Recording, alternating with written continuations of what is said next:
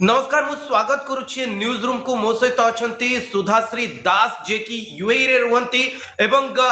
जे जने सांबादिका मध्य आमे सीधा सलक तांको सहित कथा बा जे वर्तमान यूएई रे कोन स्थिति अछि मैडम। बड़ कथा होछि जे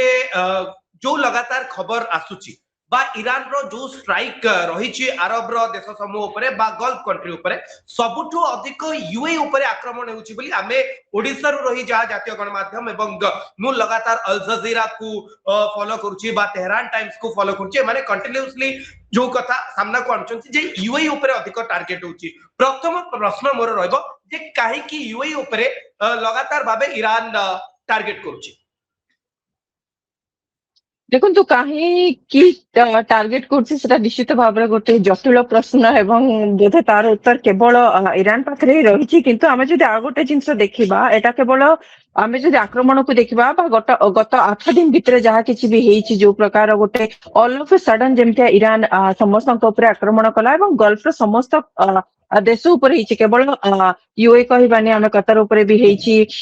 ଜର୍ଡାନ ଉପରେ ବି ହେଇଛି, କୁଏତ ଉପରେ ବି ହେଇଛି, କିଛିଟା ଓମାନ ଉପରେ ହେଇଛି, ବହୁତ ବେଶୀ ହେଇଛି ଏବଂ ସାଉଦି ଆରବିଆ ବାହାରିନ ଉପରେ ମଧ୍ୟ ହେଇଛି। ତେବେ ଯାହା କୁହାଯାଉଛି, ଯଦିଓ ସରକାରଙ୍କ ପକ୍ଷରୁ ଏହି ସମ୍ବନ୍ଧରେ କୌଣସି ସୂଚନା ମିଳିନାହିଁ କିମ୍ବା ଇରାନ ବା ତେହରାନ ତରଫରୁ ମଧ୍ୟ କିଛି କୁହାଯାଇ ନାହିଁ, ତେବେ କୁହାଯାଉଛି କି ଏଇଟା ଗୋଟେ ଯାହାର ଇକୋନୋମି ଯୋଉଟା ଅଛି ତାକୁ ଗୋଟେ ଡିଷ୍ଟେବିଲାଇଜ କରିବାର ଏଇଟା ଗୋଟେ ପ୍ରୟାସ ବୋଲି ଯାହା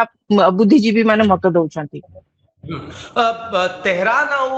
दुबई बा यूएई एमानकर संपर्क भितरे गोटे बड़ फैक्टर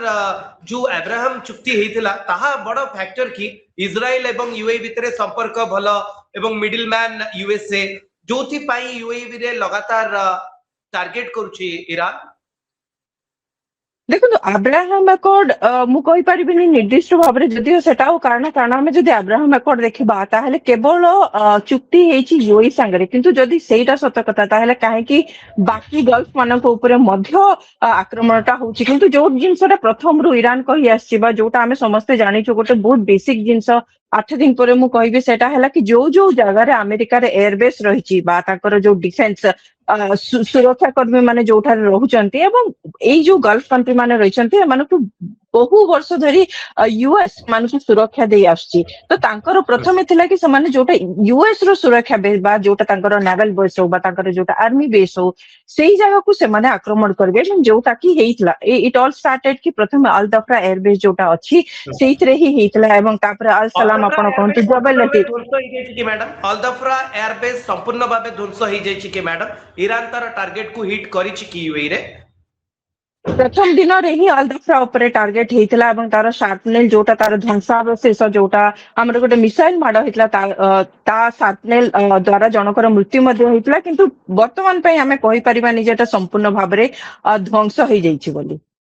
शेष यूएई उपरे केबे आक्रमण हेतिला लास्ट अटैक केबे हेची यूएई उपरे फ्रॉम ईरान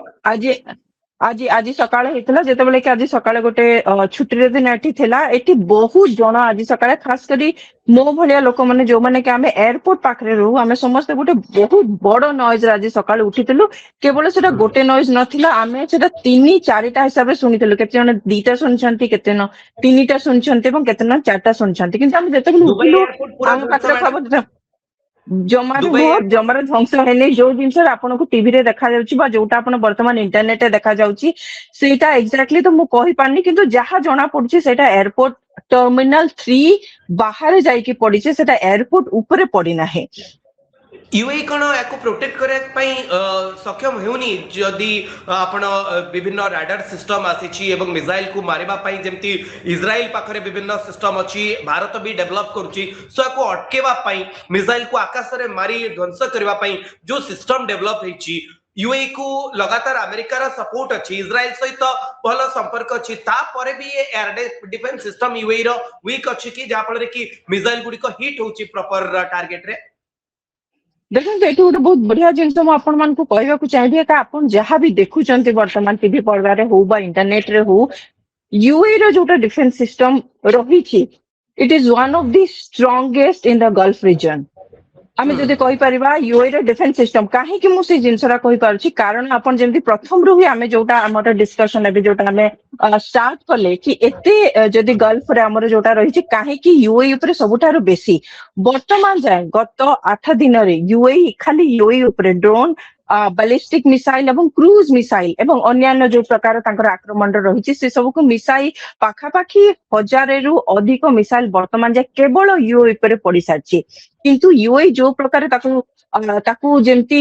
ତାକୁ ଇଣ୍ଟରସେପ୍ସନ କରାଯାଉଛି ଯୋଉ ହିସାବରେ ତାକୁ ନଷ୍ଟ କରାଯାଉଛି ଯୋଉ ହିସାବରେ ତାକୁ ଆକାଶରେ ଧ୍ୱଂସ କରାଯାଉଛି ତାର ରେଟ୍ ଯଦି ଆମେ ଦେଖିବା ଇଟ୍ସ ଆରାଉଣ୍ଡ 97 to 98%। ବାକି ଯୋଉ କିଛିଟା ରହିଲା କିଛିଟା ପାଣି ଭିତରେ ରହିଛି ଆପଣ ମାନେ ଜାଣିଥିବେ ଆମର ଭୌଗୋଳିକ ସ୍ଥିତି ଯାହା ଆମେ ସମୁଦ୍ରର ଏକଦମ ପାଖରେ ରହୁଛୁ ଦୁବାଇ ହଉ ବା ଆବୁଧାବି ହଉ ଆମେ ସବୁବେଳେ ସମୁଦ୍ର ପାଖରେ ରହୁଛୁ ତ କିଛିଟା ମୁଁ ଯଦି କହିବି ପାଣି ଭିତରେ ପଡୁଛି ଏବଂ ନିଶ୍ଚିତ ଭାବରେ ଗୋଟେ ନହେଲେ ଦିଟା ଯେତେବେଳେ ସେମାନେ ଆକାଶରେ ତାକୁ ଧ୍ୱଂସ କରୁଛନ୍ତି ତାର ଯୋଉ ଧ୍ୱଂସାବଶେଷ ରହିଛି ସେଇଟା କେତେବେଳେ ପଡେ ସେଟା ଆପଣ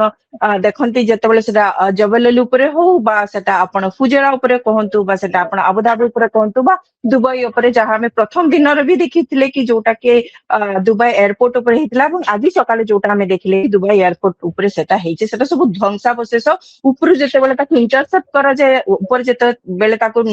ନଷ୍ଟ କରାଯାଏ ତାର କିଛିଟା ଅଂଶ ପଡେ ଏବଂ କିଛିଟା ଓଡିଆ ଅଂଶ ମାନେ କେମିତି ଅନ୍ୟାନ୍ୟ ଅଛନ୍ତି ଅଞ୍ଚଳରେ ମଧ୍ୟ ୟୁଏଇ ରେ ଅଛି। ବର୍ତ୍ତମାନ ସ୍ଥିତି କଣ ଅଛି ଯୋଉ ପ୍ରବାସୀ ଓଡିଆ ମାନେ ଅଛନ୍ତି ୟୁଏଇ ରେ ସେମାନଙ୍କ ସ୍ଥିତି କେମିତି ଅଛି କେତେ ଭୟଭୀତ ଅଛନ୍ତି ନା ଆପଣ ମାନେ ସୁରକ୍ଷିତ ଅନୁଭବ କରୁଛନ୍ତି ୟୁଏଇ ରେ ବର୍ତ୍ତମାନ କାରଣ କୁହାଯାଏ ଯେ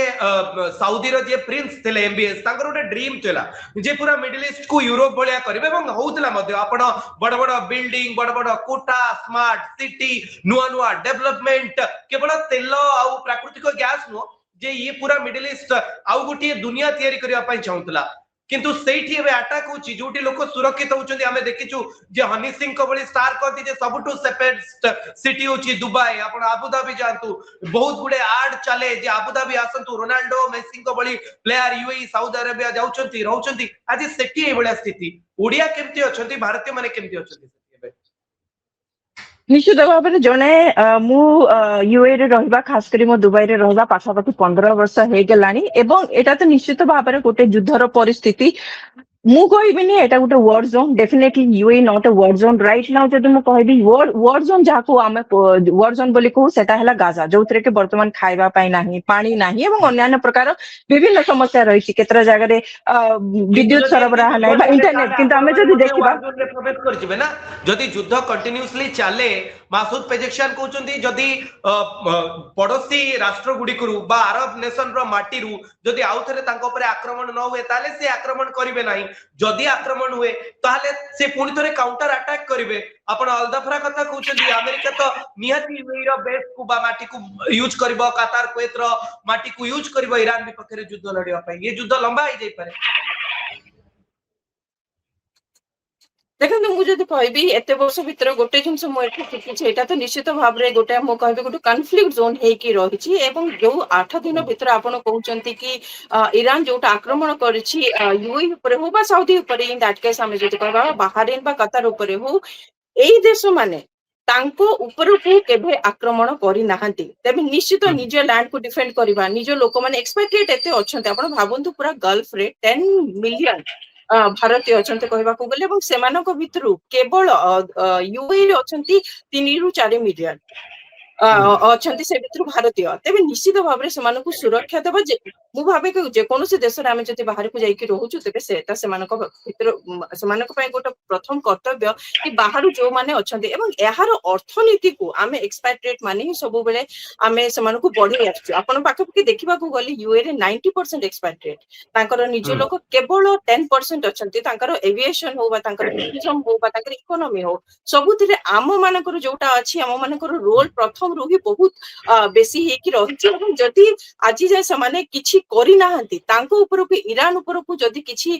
ସେମାନେ ପାଲ୍ଟା ଆଟାକ କରିନାହାନ୍ତି ବା ପାଲ୍ଟା ଆକ୍ରମଣ କରିନାହାନ୍ତି ନିଶ୍ଚିତ ଭାବରେ ସେମାନେ କେବଳ ଚାହୁଁଛନ୍ତି କି ତାଙ୍କର ଯୋଉ ଲୋକମାନେ ଅଛନ୍ତି ତାକୁ ଡିଫେଣ୍ଡ କରିବା ନା କି ସେମାନେ ଇରାନ ଉପରେ